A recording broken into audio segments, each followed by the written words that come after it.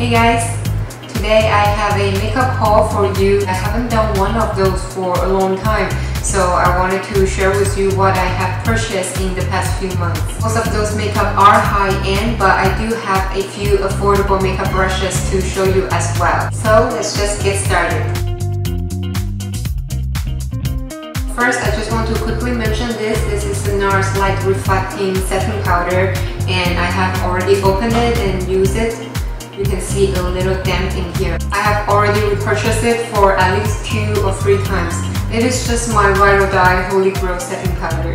It just gives you a very natural luminous finish. No matter how many layers you apply and reapply, it will just never look cakey whatsoever. Next, I have those Illuminators from NARS. I guess they are basically just liquid highlighters. This peachy pink shade here is in Orgasm, and this bronzy one is Laguna. So when you first watch the Orgasm Illuminator, it's actually not so pigmented but very beautiful and glowy. When you spread it out evenly, you will see that there's actually not much shimmer in it. It's really mostly a sheen on your skin. So I think for people who love a more natural low-key highlight, then you can just dab it on your cheekbones or mix it with your foundation to create a overall luminosity on your face. The other one is Laguna. I purchased this because I think it's just perfect for summertime. When you swatch it, then you will see that it has a lot more pigmentation than the Orgasm Illuminator. It's just this stunning bronzy glow.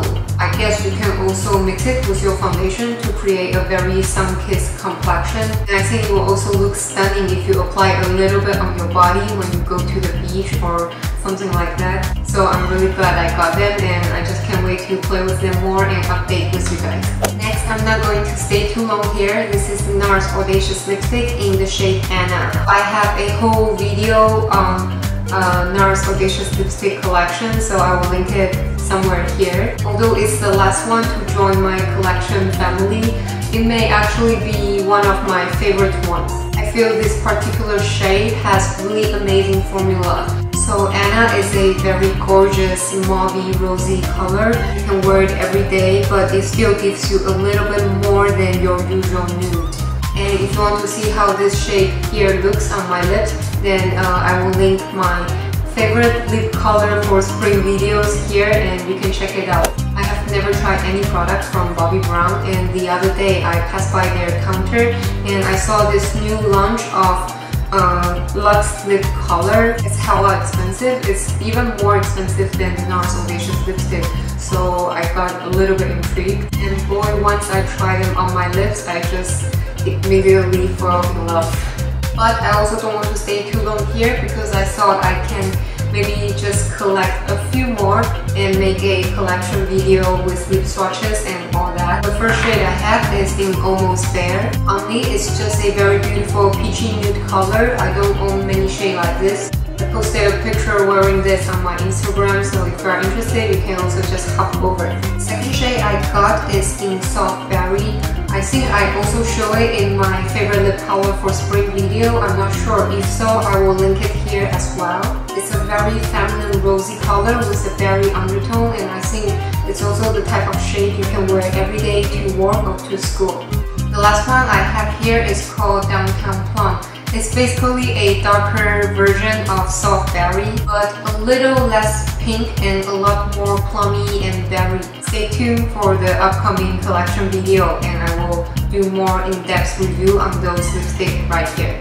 Next product may be the one that I'm most excited about in this haul. It's the Hourglass Ambient Lighting Palette. I've been wanting this one for so long, and I just finally bite the bullet and got it. I haven't tried it at all. As you can see, it's still in the packaging. It's just so beautiful. When you just swatch them, they look really very finely milled. The glow and sheen just look very low-key, natural, and I don't know how to describe it. They look very elegant. So although I haven't tried it, but I did a little bit of research before purchasing it, of course. The one at the left is kind of almost like a face powder, and you can apply it all over your face. It looks really very subtle, so I don't know whether it will give your face luminosity or not. The Middle one is a beautiful highlighter. It's kind of a white curly shade, and I think it's also a limited shade. It looks a lot more visible than the first one. And the last one at the right, it has this very visible warm undertone, so I guess you can use it as a bronzer maybe. They all look just absolutely stunning, and I'm just really excited about this one. Next, I have two of those Aqua Matic waterproof glide on eyeshadows from Makeup Forever. This one here, I haven't tried it at all, so you can see it's still very sharp. It's retractable, and at the bottom, there's a sharpener, so it's super convenient and very easy to carry and travel with. You can use it as a liner, so you sharpen it, or you can also use it as an eyeshadow. When you just swatch it, it just really glides on very smoothly, and it has great pigmentation. It is this beautiful mid-tone pink with a hint of purple. It's quite shimmery. I did try the black one as an eyeliner. It's very matte and super creamy. It doesn't really smudge or crease on me. But if I apply this on my waterline, then I do have to touch up several times throughout the day because it tends to disappear in a few hours. But most of the eyeliner do that on my waterline, so anyway, great formula, great color, great pigmentation. I'm not super sure how they will perform as an eyeshadow. I just feel it may be a little bit hard to apply them evenly, but we'll see. I will tell you guys after. Next is the only thing that I didn't purchase myself with my own money in this haul. I will always specify those kind of things in the description box. So Sigma sent this back to me. I'm definitely very grateful, but like I mentioned in my previous video, I will just always still be 100% honest with you guys. That's the one thing you can always count on me. I will start with the things I've already tried and tested for some time. This brush is the 3D HD Kabuki brush. It's a great foundation brush. It doesn't leave any streaks, and it also applies all kind of foundation perfectly. It's very dense. It's really very similar to my all-time favorite foundation brush, the F80 Kabuki brush, also from Sigma. The density and the feeling and all that, very similar. But this one, the 3D HD Kabuki brush, has this very special angle so that you can go into more details like the side of the nose and all that. But I definitely think that you don't need to get both. They are really very similar, and I feel that they works almost the same. Maybe I'm a little bit unfair, but I've been using the F80 Kabuki brush for years, so I think I would still prefer this one a little bit more. And I think also because since that it covers a little bit bigger space, so when I apply foundation, this one just apply very quickly and easy. Anyway, I think you can get either one of them. They will both apply foundation very beautifully and perfectly. Another thing I have already tried from Sigma is their Standout Eyes Gel Liner in Wicked. Also their E06 Wing Liner Brush. The gel liner I have already tried. It's super creamy and very black and matte, which I personally really enjoy. As you can see, I already dipped it several times. The lasting power is very amazing as well. It stays put at my waterline for quite a long time. And this special angle of this wing liner brush is really amazing. You can shape the line very accurately and precisely. And it also distributes the product pretty well. So I think if you are someone who always loves a good wing liner, you should definitely consider this pair. I also got another two eye brushes from the package. I haven't tried them at all. One is their medium sweeper E54 brush. It's kind of a more dense thin type of brush. I guess it's great for applying your all over lid shadow. And the other one is all over blend E37 brush. I love those type of brush to apply like the base shadow or the crease shadow. I heard a lot of good things about Sigma eye brushes, but since I haven't tried it, I don't know those two specific ones. I'm really very intrigued by this all over blend brush though, because it looks very soft. I think it's a pretty good size to apply crease shadow and all that. Again, can't wait to try them out. You guys will probably see me using them in my upcoming makeup videos, and I will definitely share with you guys my thoughts on them. And there's also an eyeshadow from Sigma. This is in the shade Act. Yeah, it's a very interesting shade. It's kind of, yeah, grayish, brown kind of shade. The pigmentation looks decent. Let's swatch it.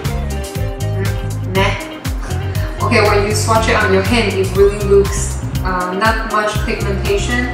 It does have a beautiful sheen. I will have to apply it on my eyes to do it justice, but so far the pigmentation is, yeah. And I also have a powder crayon for lips, and the shade is in Rubicund. I guess it's one of those lip crayons that are super popular before for some time. It is retractable as well, so very convenient and easy to bring around. First impression is very creamy and very pigmented. It's not exactly the type of color I will usually gravitate for, but if I end up liking the formula, then I will definitely go grab more of this in other shades. Last thing in the package is the Sigma Spa Express Brush Cleaning Glove. When you just look at it at the first sight, it looks a little bit like a slipper where you can put your feet here. Okay, I'm sorry. As you can see, I haven't even opened it, so I haven't tried it at all. It says that it's a compact travel-friendly brush cleaning device featuring 7 exclusive textures for both eye and face brushes. I will definitely try it out, and if I end up really liking it, I will maybe also film a tutorial using this to clean my brushes, if you guys are interested. If you are thinking to get some of those, then I will link them in the description box and make sure to check them out. I can actually only recommend the F80 Kabuki brush, of course, the 3D HD Kabuki, the Wing Liner E06 brush, and the gel liner. Those are the only ones I can recommend for now, since they are the only ones I've tried and actually enjoyed. Lastly, although Sigma is my favorite brush brand, but I do understand that it's a little bit pricey for some people, so if you are looking for some really affordable makeup brushes, I would definitely suggest you take a look at Real Techniques. Those are the new brushes I got. I always feel that I don't have enough face brushes. I use those face brushes I have right now to do everything, which is not so good, so I decided to get a few more. This big one is the blush brush.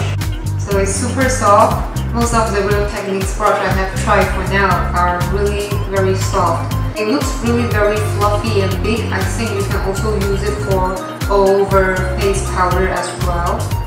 I really like it. I really like how soft it is. And I also got their Sculpting set. There are 3 brushes in this set. They are all in pink. This one is their setting brush. So I guess you can use it to set your under eye area. It's a perfect size. It seems to be a pretty good size for highlighter as well. Speaking of highlighter, there's also a fan brush in this set. I looked it up online, and this one seems to have a little bit not so good review, but I thought I would still try it by myself, and I don't own any fan brush, so I would really want to see whether it makes applying highlighter a little bit different. I feel so far so good. It's really very soft. They are all super soft. The last brush in this set is the Sculpting brush. As you can see, there's this interesting angle for contour. I don't really want to get a expensive contour brush like the NARS brush, so I thought I would give this a try.